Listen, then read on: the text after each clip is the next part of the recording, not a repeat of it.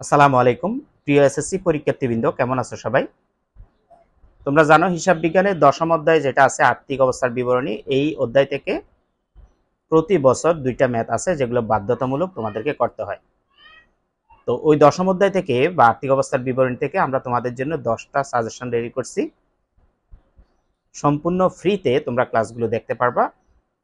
তোমরা যদি ক্লাসগুলো দেখতে চাও তাহলে আমার দেওয়া হোয়াটসঅ্যাপ নাম্বারে মেসেজ করো, আমি ক্লাসের লিঙ্কগুলো তোমাদেরকে হোয়াটসঅ্যাপে দিয়ে দেব।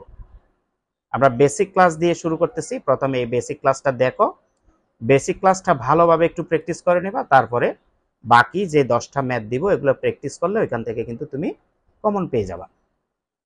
তাহলে তোমরা বেসিক ক্লাসের জন্য একটু স্ক্রিনের দিকে খেয়াল করো, আমি তোমাদেরকে স্ক্রিনে নিয়ে যাচ্ছি। ওকে, আমি তোমাদেরকে স্ক্রিনে নিয়ে আসলাম। আমাদের কম্পিউটার স্ক্রিনের দিকে একটু মনোযোগ সহকারে খেয়াল করো। তোমাদের আর্থিক বিবরণী যে চ্যাপ্টারটা সেটা করতে হলে তোমাকে বিশদ আয় বিবরণী, মালিকানা সত্ত্ব বিবরণী এবং আর্থিক অবস্থার বিবরণী, এই তিনটা পার্ট ভালোভাবে খেয়াল করতে হবে। তার মধ্যে সবচাইতে ইম্পর্টেন্ট হলো বিশদ আয় বিবরণী। তো এই বিশদ আয় বিবরণী আমরা আজকের ক্লাসে একদম ক্লিয়ার করে দিব। বিশদ আয় বিবরণী দুইটা অংশে করা হয়, একটা হলো এক ধাপ বিশিষ্ট বিশদ আয় বিবরণী আর একটা হলো বহু ধাপ বিশিষ্ট বিশদ আয় বিবরণী। প্রথমে আমরা এক ধাপ বিশিষ্ট বিশদ আয় বিবরণী কীভাবে প্রস্তুত করে এবং কোন ধরনের প্রতিষ্ঠানের জন্য এগুলো করা হয় সেটা আগে দেখাবো। তো খেয়াল করো, আমরা ক্লাসটা শুরু করতেছি। প্রথমে প্রতিষ্ঠানের যে নাম, অর্থাৎ প্রশ্নের উপরে তোমার অঙ্কে যে প্রতিষ্ঠানের নাম থাকবে সেটা লিখবা। তারপরে বিশদ আয় বিবরণী, তারপর হলো যে সাল থাকবে, মনে করো 2024 সালের 31শে ডিসেম্বর তারিখে সমাপ্ত বছরের জন্য, এটা হলো হেডলাইন। ঠিক আছে, এরপরে বিবরণ, তিনটা টাকার ঘর দিবা, টাকা টাকা টাকা। এই এক ধাপ বিশিষ্ট আয় বিবরণীটাতে মূলত করা হয় যে সমস্ত প্রতিষ্ঠানগুলো সেবাদানকারী প্রতিষ্ঠান, তারাই কিন্তু এই বিশদ আয় বিবরণী প্রস্তুত করে। সেবাদানকারী প্রতিষ্ঠান বলতে যে সমস্ত প্রতিষ্ঠানে পণ্যদ্রব্যের লেনদেন হয় না, অর্থাৎ যাদের মুনাফা অর্জন করা মূল উদ্দেশ্য নয়, সে সমস্ত প্রতিষ্ঠানগুলি হলো সেবাদানকারী প্রতিষ্ঠান। ওই সেবাদানকারী প্রতিষ্ঠানগুলোই মূলত বিশদ আয় বিবরণী প্রস্তুত করে এক ধাপ বিশিষ্টে, অর্থাৎ এখানে শুধুমাত্র সেবার যে আয় থাকে, আয় থেকে ব্যয়গুলো মাইনাস করে দিলেই তাদের নিট মুনাফা পাওয়া যায়। এখন আসো যে আয়সমূহের মধ্যে কি কি আয় থাকতে পারে খেয়াল করবা। আমরা এখানে তোমাদেরকে যে চার্টটা দেখাচ্ছি, এই চার্টের মধ্যে যে যা আছে সব কিন্তু প্রশ্নে থাকবে না। প্রশ্ন হয়তো দেখা যাবে একটা বা দুইটা আয় আছে, তিনটা বা চারটা ব্যয় আছে। ওই আয় থেকে ব্যয়গুলো মাইনাস করে দিলেই তুমি কিন্তু বিশদ আয় বিবরণী থেকে নিট মুনাফা পাবা। তাহলে আমরা দেখি যে বিশদ আয় বিবরণীতে আয়সমূহের মধ্যে কি কি থাকতে পারে। এভাবে লিখবা, আয়সমূহ লিখে কলন দিবা, দিয়ে দেখবা প্রশ্নের ভিতরে সবার আগে সেবা আয় কোথায় আছে। যখনই তুমি প্রশ্নের ভিতরে সেবা আয় দেখবা, বুঝে নিবা এটা হলো সেবাদানকারী প্রতিষ্ঠান। তোমার প্রশ্ন হতে পারে, স্যার আমি কি দেখে বুঝবো আমি যে অঙ্কটা করব সেটা কি সেবাদানকারী প্রতিষ্ঠানের নাকি ব্যবসায়িক প্রতিষ্ঠানের? যদি তুমি ক্রয় বিক্রয় দেখো তাহলে বুঝতে হবে ওটা ব্যবসায়িক প্রতিষ্ঠানের, আর যদি দেখো সেবা আয় আছে তাহলে বুঝবা এটা সেবাদানকারী প্রতিষ্ঠানের। তো সেবাদানকারী প্রতিষ্ঠান দেখলেই, তুমি সেবা আয় দেখলেই এটা বুঝবা যে সেবাদানকারী প্রতিষ্ঠান। তাহলে এই ক্ষেত্রে আমরা প্রথমে আয়ের মধ্যে সেবা আয়টা লিখলাম, প্রথম করে লিখব। যদি দেখো এই সেবা আয়ের কিছু বকেয়া আছে সেটা কিন্তু যোগ করতে হয়। খেয়াল করবা, আয় যদি বকেয়া হয় সেটাকে প্রাপ্য আয় বলে। যে কোনো দফা যদি বকেয়া থাকে সেটা যোগ করবা, আর যদি অগ্রিম থাকে সেটা কিন্তু বিয়োগ করতে হয়। তাহলে সেবা আয়টারে মিলে থাকবে, আর প্রাপ্য সেবা আয় যেটা সেটা কিন্তু সমন্বয়ের মধ্যে থাকবে। আমরা যখন অঙ্কের ভিতরে তোমাদেরকে অঙ্ক করাবো সেখানে কিন্তু আরও সুন্দর করে বুঝাই দেব। আমি কি বলছি, এই চ্যাপ্টার থেকে তোমাকে শুধু 10টা অঙ্ক দেব, ওই 10টা অঙ্ক দেখলেই তুমি পরীক্ষার হলে অঙ্ক পেয়ে যাবা। ঠিক আছে, তো আমরা সেবা আয়ের সাথে প্রাপ্য সেবা আয়টা যোগ করে দেব। সেবা আয় থাকবে রেওয়া মিলে, আর প্রাপ্য সেবা আয় থাকবে সমন্বয়ের মধ্যে, যোগ করে আমরা টাকাটা সেকেন্ড কলামে নিয়ে আসব। এখন প্রশ্ন হতে পারে, স্যার এখানে যে তিনটা কলাম, এই তিনটা কলামের মধ্যে আমরা কখন কোন কলাম ইউজ করব? খেয়াল করবা, যদি কোনো রেওয়া মিলের দফার সাথে সমন্বয়ের কোনো দফা থাকে বা যোগ বিয়োগ করতে হয় এরকম কিছু থাকে তাহলে আমরা প্রথম ঘরে লিখব, লিখে যোগ বা বিয়োগ করে সেটাকে বাইরে আনব। তারপরে ফাইনালি যখন সবগুলো আইটেম যোগ বসানো হয়ে যাবে, মনে করো এখানে আয়ের মধ্যে যতগুলো সব বসানো হয়ে গেলে এবার দ্বিতীয় কলামে সব যোগ করে তৃতীয় কলামে আনব। তাহলে সেবা এটা দেখলাম, এটার সাথে যদি বকেয়া বা প্রাপ্য থাকে সেটা যোগ করব। তারপরে সুদ আয় থাকতে পারে, সেটাও আমরা সরাসরি লিখব। যদি সুদ আয়ের সাথে কোনো বকেয়া সমন্বয় থাকে বা বকেয়া দফা থাকে সেটা আমরা এখানে সেকেন্ড ঘরে না লিখে প্রথম ঘরে লিখে যোগ করে তারপর প্রথমে আনব। তাহলে আমি কি বুঝাইলাম, যদি মনে করো কোনো দফা বকেয়া আছে সেটা আমরা প্রথম ঘরে লিখে তার সাথে যোগ করে বাইরে আনব। আর যদি শুধু একটাই দফা থাকে, বকেয়া না থাকে বা সমন্বয়ে কোনো কাজ না থাকে, সেটা আমরা সরাসরি সেকেন্ড ঘরে লিখব। থাকতে পারে ডিভিডেন্ড আয় বা লভ্যাংশ প্রাপ্তি, যেহেতু ধরে নিলাম যে কোনো সমন্বয় নেয়, এটা সরাসরি আমরা লাস্ট করে নিয়ে থাকলাম। এই যে তুমি কয়টা আয় দেখছো, সেবায়, সুদ আয়, ডিভিডেন্ড বা লভ্যাংশ প্রাপ্তি, এগুলো হলো আয়ের ভিতরে আসবে। এখন তোমার দেখো এই তিনটা আয় যদি তুমি যোগ করো একটা অ্যামাউন্ট আসবে, সেটা ফাইনালি আমরা লাস্ট করে নিয়ে আসলাম। অর্থাৎ যখন আয়ের ভিতরে আর কোনো দফা নাই তখন সবগুলো যোগ করে আমরা লাস্ট করে নিয়ে আসবো এবং এটার নাম দিব মোট আয়। এই মোট আয় থেকে যতগুলো খরচ আছে সবগুলো খরচ আমরা বাদ দিয়ে দিব। তাহলে মোট আয় থেকে আমরা কি বাদ, ব্যয়সমূহ বা খরচসমূহ বাদ দিলাম। কি কি খরচ থাকতে পারে, যেমন অফিস ভাড়া, ধরে নিলাম যে অফিস ভাড়ার সাথে সমন্বয় আছে, বকেয়া আছে, সেজন্য এটাকে আমরা প্রথম ঘরে রাখছি। লিখে এটার সাথে যোগ বকেয়া লিখে দিব, লিখে বাইরে নিয়ে আসব। তারপরে বেতন ও সম্মানী থাকতে পারে, যদি কোনো সমন্বয় না থাকে, ধরে নিলাম যে কোনো সমন্বয় নাই বা বকেয়া বা অগ্রিম নাই, এরা সরাসরি সেকেন্ড ঘরে আসবে। আমরা একটা দফা সমন্বয় আছে এভাবে ধরে তোমাদেরকে শিখাচ্ছি। বাকিগুলোতেও যদি কোনো বকেয়া থাকে, অগ্রিম থাকে, সেগুলো কিন্তু এই কলামে বসবে, প্রথম কলামে। বেতন ও সম্মানী কোনো সমন্বয় নাই, সেজন্য সরাসরি। বিদ্যুৎ ও টেলিফোন বিল ধরে নিলাম যে কোনো সমন্বয় নাই, সেজন্য সেকেন্ড ঘরে বসাই দিব। বিমা খরচ সেকেন্ড ঘরে বসাই দিব। যাতায়াত খরচ সেকেন্ড ঘরে বসাই দিব। আইন খরচ সেকেন্ড ঘরে বসাই দিব। ছাপা ও মনিহারি সেকেন্ড ঘরে বসাই দিব। এখন কথা হলো, এই দফাগুলোর সাথে যেগুলো সেকেন্ড ঘরে বসাইছে এগুলোর সাথে যদি সমন্বয়ে কোনো আইটেম থাকে, কোনো বকেয়া থাকে, কোনো অগ্রিম থাকে, সেটা কিন্তু এই যে প্রথম ঘরে বসিয়ে বকেয়া থাকলে যোগ, অগ্রিম থাকলে বিয়োগ করে তারপর আনবো। ঠিক আছে, এবার সবগুলো খরচ যোগ করলাম। যেহেতু এটা আমরা সবগুলো খরচ যোগ করে তারপরে বাদ দিব, সেজন্য এটাকে আমরা একটু ব্র্যাকেটের মধ্যে রাখবো। ব্র্যাকেটে রাখা মানে বাদ দেওয়া বা বিয়োগ করা। ধরে নাও যে তোমার মোট আয় হয়েছে, এই তিনটা যোগ করে মনে করো মোট আয় হয়েছে 2 লাখ টাকা, কথার কথা। তোমার সবগুলো খরচ যোগ হয়েছে 1.5 লাখ টাকা। এবার এই 2 লাখ টাকা থেকে এই সবগুলো খরচের যোগফল 1.5 লাখ মাইনাস করলে আর যে 50,000 টাকা থাকবে সেটাই হবে নিট মুনাফা। এখন যদি উল্টা হয়, মনে করো এটা মোট আয় 2 লাখ, ঠিক আছে, এবার সবগুলো খরচ যোগ করে এটা যদি 2.5 লাখ হয়, অর্থাৎ খরচ যদি বড় হয়ে যায়, ব্যয়ের যোগফল যদি বড় হয়ে যায় মোট আয়ের চাইতে, তাহলে যে পার্থক্য আসবে সেটা হবে নিট ক্ষতি। অর্থাৎ এটা 2 লাখ আর খরচের যোগফল যদি 2.5 লাখ হয়, সেক্ষেত্রে কিন্তু এটা নিট ক্ষতি হয়ে যাবে বা নিট মুনাফা হয়ে যাবে। তাহলে এক ধাপ বিশিষ্ট আয় বিবরণী এখানেই শেষ। মোট আয় থেকে মোট ব্যয়গুলো বাদ দিলে আমরা নিট মুনাফা বা নিট ক্ষতি পাবো। খেয়াল রাখবা, মোট আয় বড় হলে যে পার্থক্য আসবে সেটা হবে নিট মুনাফা, আর যদি মোট ব্যয় বড় হয় যে পার্থক্য আসবে সেটা হবে নিট ক্ষতি। এই জিনিসগুলো তোমাদের আরও ক্লিয়ার হবে যখন তোমরা কি করবা, অঙ্কের ভিতরে আমরা সরাসরি এগুলো দেখাবো। তাহলে এখন আমরা পরবর্তী বিষয় বিবরণীটা দেখতেছি। আমি পরবর্তী পেজ আসলাম।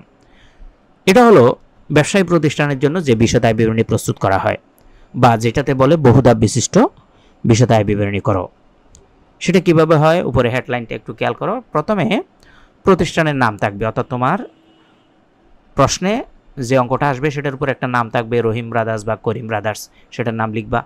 তারপরে বিষয় বিবরণী, তারপরে এখানে 2000 যত সাল থাকে তত সালে লিখে যে মাস থাকে সে মাসের শেষে 31শে ডিসেম্বর হলে 31শে ডিসেম্বর তারিখে সমাপ্ত বছরের জন্য বিবরণ দিয়ে 3টা টাকার গড় দিব। এখানে তোমাকে একটা জিনিস খেয়াল করতে হবে, এখানে তোমাকে 5টা ধাপ অতিক্রম করতে হবে। প্রথমে নিট বিক্রয় বের করা জানতে হবে, তারপরে বিক্রিত পণ্যের ব্যয় 2 নম্বর ধাপে, 3 নম্বর ধাপে মোট মুনাফা বের করতে হবে, 4 নাম্বার ধাপে পরিচালন মুনাফা এবং 5 নাম্বার ধাপে নিট মুনাফা বের করতে হবে। এখন আসো যে প্রথম ধাপ যেটা, অর্থাৎ আমরা প্রথমে যে নিট বিক্রয় বের করব, এটা কিভাবে বের করব আমরা? দেখো, নিট বিক্রয় বের করতে হলে তোমাকে সবার আগে যে কাজটা করতে হবে সেটা হলো বিক্রয় থেকে বিক্রয় ফেরত, বিক্রয় বাট্টা বাদ দিতে হবে। বিক্রয় ফেরত থাকলেও বাদ দিতে হবে, বিক্রয় থেকে বিক্রয় বাট্টা থাকলেও বাদ দিতে হবে, অলিখিত বিক্রয় বা ধারে বিক্রয় থাকলে যোগ করতে হবে, আর মুনাফাবিহীন বিক্রয় থাকলে সেটাও বাদ দিতে হবে। বাদ দিয়ে যে টাকা আসবে সেটাই নিট বিক্রয়। এখানে শুধুমাত্র আমরা জাস্ট বোঝার জন্য বিক্রয় মাইনাস বিক্রয় ফেরত দিয়ে যে টাকা আসবে সেটা নিট বিক্রয় দেখাইলাম, কিন্তু নিট বিক্রয়ের সাথে আরও কয়েকটা দফা যোগ বিয়োগ হয়। আমি মুখে মুখে বলতেছি, তুমি জাস্ট শুনে যাও।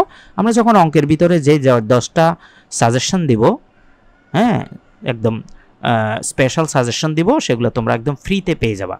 ফ্রিতে পাওয়ার জন্য আমার এই হোয়াটসঅ্যাপ নাম্বারে তোমরা মেসেজ দিবা। আমি ওই 10টা অঙ্ক, মানে এই আর্থিক বিবরণীর 10টা এমন অঙ্ক তোমাদের জন্য রাখছি, সেগুলোর লিঙ্ক আমি তোমাদেরকে হোয়াটসঅ্যাপে ফ্রিতে দিয়ে দেবো। জাস্ট যোগাযোগ করলে হয়ে যাবে, কোনো টাকা লাগবে না, কোনো ফি লাগবে না। এখন আসো, বিক্রয় থেকে বিক্রয় ফেরত মাইনাস করে নিট বিক্রয়। শুধুই কি বিক্রয় থেকে বিক্রয় ফেরত মাইনাস করব? না, বিক্রয় থেকে আরও কি বাদ যাইতে পারে? বিক্রয় ফেরত যাইতে পারে, বিক্রয় বাট্টা থাকলে বাদ যাইতে পারে, কিন্তু অলিখিত বিক্রয় থাকলে বা ধারে বিক্রয় থাকলে যোগ হবে, ঠিক আছে? আর মুনাফাবিহীন বিক্রয় থাকলে সেটা বাদ যাবে। বাদ দিয়ে তুমি ফাইনালি নিট বিক্রয় পাবা, সেটা লাস্ট করে নিয়ে আসবা। এটা গেল প্রথম ধাপ। দ্বিতীয় ধাপটা হলো বিক্রিত পণ্যের ব্যয়। বিক্রিত পণ্যের ব্যয় কিন্তু বাদ দিতে হয় কার থেকে? এই নিট বিক্রয় থেকে। তো বিক্রিত পণ্যের ব্যয় তো অনেক সময় প্রশ্নে দেয়া থাকে না, তখন এই বিক্রিত পণ্যের ব্যয় তোমাকে বের করতে হবে। এখন বিক্রিত পণ্যের ব্যয় বের করার একটা সূত্র আছে। সূত্রটা কি? সেটা হলো প্রারম্ভিক মজুত পণ্য তোমার যে প্রশ্নের ভিতরে রেয়ামিল আছে সেখানে থাকবে, সেটা আগে সবার আগে লিখবা। লিখে তার সাথে নিট ক্রয় যেটা, সেটা যোগ করতে হবে। এখন নিট ক্রয় তো প্রশ্নে থাকে না। নিট ক্রয় আমরা কীভাবে পাবো?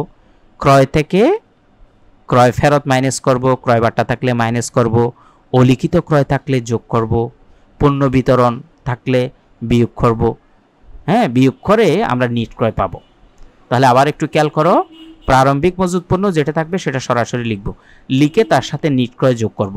এখন নিট ক্রয় যে প্রশ্নে রেডিমেড থাকে না, সেটা তোমাকে কিন্তু রেডি করে নিতে হবে। প্রশ্ন হলো নিট ক্রয় কিভাবে রেডি করে? তোমার প্রশ্নে দেখবা যে ক্রয় থাকবে, সে ক্রয়টা লিখবা, প্রথম ঘরে লিখবা। লিখে সেটা ক্রয় ফেরত থাকলে বাদ দিবা, ক্রয় বাট্টা থাকলেও বাদ দিবা, কিন্তু অলিখিত ক্রয় থাকলে কি করবা? যোগ করবা। আরও কিছু আইটেম থাকে, সেগুলো আমরা কোথায় শিখাবো? ওই যে 10টা সাজেশন বলছি না, ওই 10টা সাজেশনে তোমাদেরকে শিখাবো। এরপরে আমরা নিট ক্রয়টা পাবো, এটা সেকেন্ড ঘরে নিয়ে আসবো। তার সাথে প্রত্যক্ষ খরচগুলো যোগ করতে হয়। আচ্ছা, প্রত্যক্ষ খরচ কোনগুলো? প্রত্যক্ষ খরচ হলো আন্তঃপরিবহন, আমদানি শুল্ক, জ্বালানি, গ্যাস, বিদ্যুৎ বিল, এগুলোকে বলে প্রত্যক্ষ খরচ, যেগুলো উৎপাদনের সাথে সরাসরি জড়িত, মানে উৎপাদন কার্যে জড়িত যেগুলো, বা ক্রয় সংক্রান্ত খরচগুলো হলো কি? প্রত্যক্ষ খরচ। সেগুলোর মধ্যে আন্তঃপরিবহন, আমদানি শুল্ক এগুলো থাকে।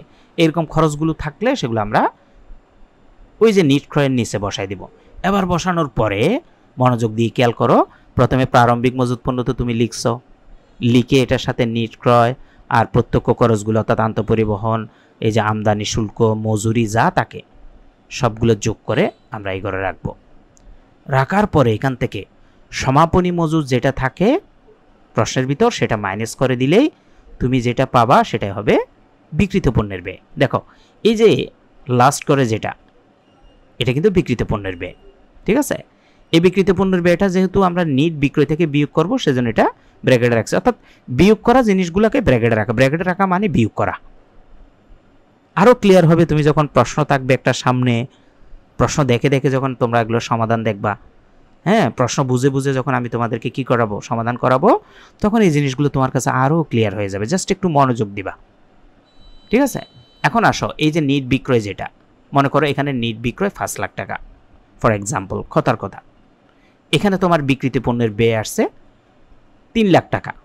তাহলে নিট বিক্রয় থেকে তুমি যদি এই বিক্রিত পণ্যের ব্যয়, অর্থাৎ নিট বিক্রয় 5 লাখ থেকে বিক্রিত পণ্যের ব্যয় 3 লাখ মাইনাস করো, যে 2 লাখ আসবে সেটার নাম হবে মোট মুনাফা।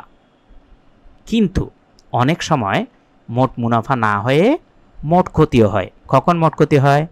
যখন যদি উল্টা হয় কাজটা, মনে করো নিট বিক্রয় 3 লাখ, বিক্রিত পণ্যের ব্যয় হয়ে গেছে 5 লাখ, অর্থাৎ বিক্রয়ের চাইতে যখন বিক্রিত পণ্যের ব্যয় বড় হয়ে যাবে তখন কিন্তু ক্ষতি হবে, আর যদি বিক্রয় বড় হয় তখন কিন্তু মুনাফা হয়। তাহলে বিক্রয় বড় হলে নাম হবে মোট মুনাফা, বিক্রিত পণ্যের ব্যয় বড় হলে নাম হবে মোট ক্ষতি। এটা গেল আমাদের 3 নাম্বার ধাপ। এরপরে আসো 4 নাম্বার ধাপে আমরা কি বের করব? 4 নাম্বার ধাপে বের করব পরিচালন মুনাফা। আমি পরের পেজে যাচ্ছি, এই যে পরের পেজে আসলাম।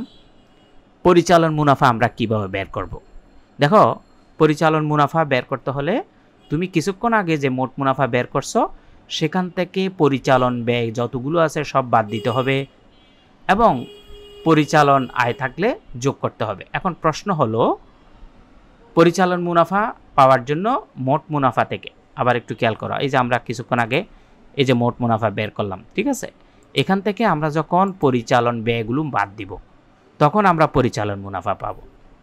ওকে, এখন আসো তো, যে পরিচালন মুনাফা পাওয়ার জন্য আমরা পরিচালন ব্যয় যে বাদ দিব, কি কি পরিচালন ব্যয় থাকতে পারে, পরিচালন ব্যয় কোনগুলো তার লিস্ট একটু দেখে নিই।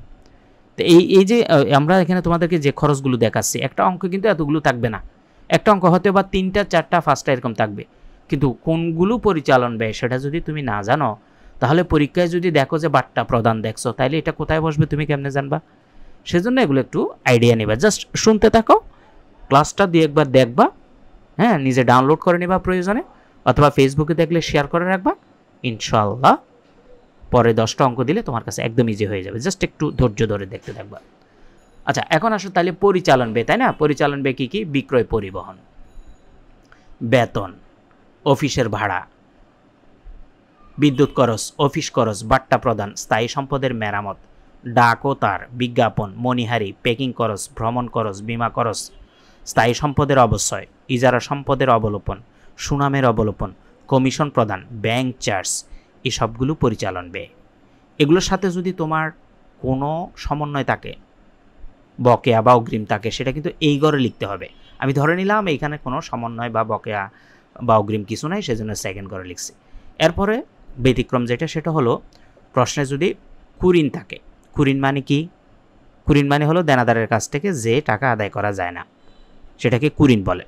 তো এই জিনিসগুলো আমরা অঙ্ক করার সময় শিখাবো, সেজন্য আমি এখানে জাস্ট তোমাকে টেবলটা দেখাচ্ছি বা চকটা দেখাচ্ছি, অঙ্কের ভিতরে আমরা আরও ক্লিয়ার করে দেব তোমাদেরকে। তো সমাপনী কুরিন ও সন্দেহজনক দেনা সঞ্চিতি যদি থাকে আমরা প্রথম ঘরে লিখব, তার থেকে আমরা বাদ দিব কুরিন ও সন্দেহজনক সঞ্চিতির উদ্বৃত্ত। এটা কিভাবে পাবো? এটা হলো এটা প্রারম্ভিক উদ্বৃত্ত থেকে কুরিন অবলোপনটা মাইনাস করে আমরা পাবো, বাদ দিয়ে টাকাটা পাইতে পারি, অথবা যোগ করতে হবে কুরিন ও সন্দেহজনক সঞ্চিতির ঘাটতি, যেটা কুরিনের অবলোপন মাইনাস প্রারম্ভিক উদ্বৃত্ত। এই জায়গাটা একটু মনোযোগ দিয়ে দেখবা, এখানে যদি তুমি না বুঝো তুমি অঙ্কের ভিতরে গেলে এগুলো একদম বুঝে যাবা। তো যোগ বিয়োগ করে যে আইটেমগুলো আসবে সেটা আমরা ফাইনালি এগোরে নিয়ে আসবো। এবার সবগুলো পরিচালন ব্যয় যোগ করে নিশ্চয়ই একটা টাকা আসবে, এই টাকাটাকে লাস্ট করে নিয়ে আসবো। যেহেতু এখানে আমরা বাদ লিখছি, বিয়োগ করবো, সেজন্য ব্র্যাকেটে রাখছি। আমরা যতবারই একটা জিনিস খেয়াল করতেছি, খেয়াল করো যে বাদ হওয়া জিনিসগুলো ব্র্যাকেটে থাকে, ঠিক আছে? তো আমরা এটা কার থেকে বাদ দিব? এই যে আমরা কিছুক্ষণ আগে আমরা যে মোট মুনাফা বের করছি, দেখতে পাচ্ছ? এই যে মোট মুনাফা বের করছি, মোট মুনাফার আরেক ইংরেজি নাম হলো গ্রস প্রফিট। এই মোট মুনাফা থেকে আমরা কি করব? এই যে পরিচালন ব্যয় যেটা, সেটা আমরা মাইনাস করে দিব। ধরো আমার মোট মুনাফা ছিল 3 লাখ, আর পরিচালন ব্যয় সবগুলোর যোগফল ধরো 2 লাখ, তাহলে পার্থক্য যে 1 লাখ সেটাই হবে পরিচালন মুনাফা। যদি উল্টা হয়, মোট মুনাফা 3 লাখ কিন্তু খরচগুলোর পরিচালন ব্যয় সবগুলোর যোগফল 4 লাখ, তাহলে পরিচালন ব্যয়টা যখন বড় হবে মোট মুনাফার চাইতে, তখন যে পার্থক্য সেটা নাম দিতে হবে পরিচালন ক্ষতি। ওকে, ফাইনালি আমরা লাস্ট স্টেপে যাব, যেখান থেকে আমরা নিট মুনাফা বের করব। তো আমি পরের পেজে গেলাম। দেখো, পরিচালন মুনাফা, অর্থাৎ এই যে কিছুক্ষণ আগে যে আমরা পরিচালন মুনাফা বের করছি, এই যে পরিচালন মুনাফা পাইছি এখানে, এটার সাথে আমরা যখন অন্যান্য আয়গুলো যোগ করব তখন আমরা নিট মুনাফা পেয়ে যাব। অন্যান্য আয় যোগ অন্যান্য ব্যয় বিয়োগ করলে, ওটাকে অন্যান্য আয়কে অপরিচালন আয়ও বলে, আবার অন্যান্য ব্যয়কে অপরিচালন ব্যয়ও বলে, ঠিক আছে? অন্যান্য আয়ের আরেক নাম কি? অপরিচালন আয়। অন্যান্য ব্যয়ের আরেক নাম কি? অপরিচালন ব্যয়। তাহলে এই অন্যান্য আয় যোগ। এখন কথা হলো অন্যান্য আয় কোনগুলো? অন্যান্য আয়ের তালিকা কি খেয়াল করো। অন্যান্য আয় বলতে স্থায়ী সম্পত্তি বিক্রয় হতে মুনাফা, বিনিয়োগের সুদ, প্রাপ্ত বাট্টা, প্রদত্ত ঋণের সুদ, ব্যাংক জমার সুদ, প্রাপ্ত কমিশন, বাড়ি ভাড়া আয়, প্রাপ্ত লভ্যাংশ। ওকে, এই যে আইটেমগুলো তুমি দেখতে পাচ্ছ, এই সবগুলো অন্যান্য আয়। এখন তোমার প্রশ্ন হতে পারে, স্যার এতগুলো থাকবে না এতগুলো থাকবে না? সর্বোচ্চ একটা না হয় দুইটা থাকবে, অনেক সময় অঙ্কে নাও থাকতে পারে, কিন্তু যদি থাকে তাহলে তোমাকে চিনতে হবে না। মনে করো অন্যান্য আয় তোমার এখানে লেখার সময় তুমি যদি এগুলো কি অন্যান্য আয়গুলোর লিস্ট কি তুমি যদি না জানো, তাহলে তুমি প্রশ্নের ভিতরে থাকলেও তো চিনবা না। সেজন্য আমরা বেসিক ক্লাসে এই জিনিসগুলো দেখাই দিচ্ছি। মনে করো তোমাকে বলছে প্রাপ্ত লভ্যাংশ, রেয়ামিলের ভিতরে একটা দফা আছে। এই প্রাপ্ত লভ্যাংশ তুমি পাইছো, কিন্তু এটা কোথায় হবে, এটা কিসের আওতায় হবে, সেটা যদি তুমি না জানো তাহলে তুমি প্রাপ্ত লভ্যাংশ কোথায় বসাবা? সেজন্য এই অন্যান্য আয়ের টোটাল লিস্টটা দিয়ে দিছি। জাস্ট দেখে নাও, 10টা অঙ্কের ভিতরে এগুলো সব ঘুরে ফিরে যখন তোমাদেরকে আমি করাবো ইনশাল্লাহ বুঝে যাবা। তাহলে অন্যান্য আয়ের লিস্টটা সব যোগ করবা, যোগ করে লাস্ট ঘরে নিয়ে আসবা। এরপরে তুমি যে কিছুক্ষণ আগে পরিচালন মুনাফা বের করছো, আমি তোমাকে সেখানে নিয়ে যাচ্ছি। এই দেখো, এই যে এখানে যে পরিচালন মুনাফা একটা বের হয়েছে না, এটার সাথে এই যে অন্যান্য আয়ের যে যোগফল যেটাই আসুক সেটা যোগ করে দিবা। যোগ করার পর একটা অ্যামাউন্ট আসবে। মনে করো তোমার পরিচালন আয় আসছিল কথার কথা 3 লাখ, এখানে আসছে 1 লাখ, তাহলে যোগ করে 4 লাখ হবে। তার থেকে বাদ দিবা অন্যান্য ব্যয়। এখন অন্যান্য ব্যয় কোনগুলো? স্থায়ী সম্পত্তি বিক্রয়জনিত ক্ষতি, ঋণপত্রের সুদ, ঋণ বা ব্যাংক ঋণের সুদ, ব্যাংক জমাতিরিক্তের সুদ, চুরি বা দুর্ঘটনাজনিত ক্ষতি। এগুলোর মধ্যে যেটাই থাকুক সেটাই হবে অন্যান্য ব্যয়। মনে করো এখানে আমরা কয়টা বলছি? 3টা। স্থায়ী সম্পদের বিক্রয়জনিত ক্ষতি দেখছো, অন্যান্য আয়ে বসাবা। ঋণপত্রের সুদ অন্যান্য আয়ে বসাবা। ঋণ বা ব্যাংক ঋণের সুদ অন্যান্য আয়ে, ব্যাংক জমাতিরিক্তের সুদ, চুরি বা দুর্ঘটনা ক্ষতি। এই সবগুলো যোগ করার পরে নিশ্চয়ই একটা অ্যামাউন্ট আসবে। ধরো 50,000 আসছে, 500টা যোগ করে সেটা যেহেতু আমরা বিয়োগ করবো সেজন্য এটাকে ব্র্যাকেটে রাখছি, কারণ এখানে দেখো বাদ লিখছি। এবার এখানে ধরো 4 লাখ আসছিল, এই 50,000 মাইনাস করে দিলে তোমার যে টাকা বের হবে সেটা নিট মুনাফা হবে। যদি কোনো কারণে এটা ঋণাত্মক আসে বা নেগেটিভ আসে তাহলে এটা নিট ক্ষতি হবে। অর্থাৎ অন্যান্য ব্যয়গুলো যদি দেখো এটা 4 লাখ হলে এটা যদি 5 লাখ হয়ে যায় তখন এটা নিট মুনাফা না হয়ে নিট ক্ষতি হবে। তাহলে আমাদের যদি পজিটিভ ফিগার আসে অর্থাৎ প্লাস ফিগার আসে তাহলে নিট মুনাফা, আর যদি মাইনাস ফিগার আসে নিট ক্ষতি। এই ছিল আমাদের আজকের বিশদ আয় বিবরণীর একটা বেসিক ক্লাস দিলাম। বিষয়ক আয় বিবরণী এক ধাপ বিশিষ্ট হলে কিভাবে করে এবং বহুধাপ বিশিষ্ট হলে কিভাবে করে দেখাইলাম। তোমরা যদি ক্লাসগুলো তোমাদের ভালো লাগে, আমি জাস্ট বেসিক দিয়ে শুরু করছি। আমাদের যে হোয়াটসঅ্যাপ নাম্বার আছে এই হোয়াটসঅ্যাপ নাম্বারে জাস্ট মেসেজ দিবা, 10টা সাজেশনের লিঙ্ক আমি তোমাদেরকে দিয়ে দিব সম্পূর্ণ ফ্রিতে, কোনো টাকাই লাগবে না। জাস্ট তোমরা একটা ভালো রেজাল্ট করতে পারলে এটাই স্যাটিসফাইড। দেখা হচ্ছে নতুন কোনো ভিডিওতে, এবং স্পেশাল সাজেশনগুলো আশা করছি সবার উপকারে আসবে। আজকে ক্লাস এখানে শেষ করব। সবার প্রতি শুভকামনা রইল। আসসালামু আলাইকুম ওয়া রাহমাতুল্লাহি ওয়া বারাকাতুহু।